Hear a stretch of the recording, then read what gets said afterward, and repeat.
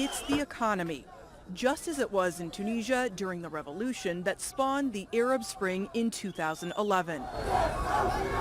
Tunisians are looking at their circumstances and saying enough. Although this time they're also saying not much has changed since they succeeded in bringing democracy to their country. It's been 7 years since 2011 and the government didn't do anything for us, so it's natural to protest. I think the demonstrations will be bigger than before because of these major price increases. People are no longer accepting this high cost of living, and that is contributing to the protests throughout the country. Poor people like me can no longer bear the burden of these high prices. There have been protests across Tunisia. At least one man has been killed, dozens of demonstrators arrested, and petrol bombs have injured a number of police officers. The government is urging people to protest peacefully.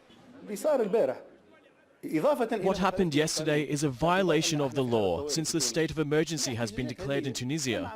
These protests are the results of operations that aim to revive the unrest on social media. But protesters say they have only to look at their wallets to be reminded of how they're struggling to afford basic necessities.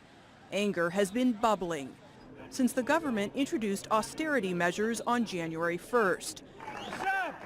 The government raised the price of fuel and taxes on many items in an attempt to reduce the annual deficit.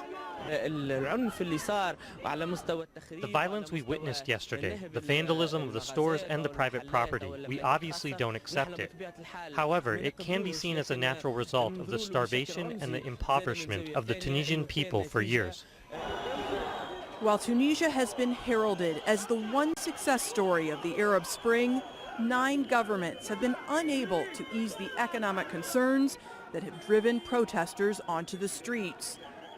People have vowed to continue demonstrating until the austerity measures are lifted. Natasha Ghanem, Al Jazeera.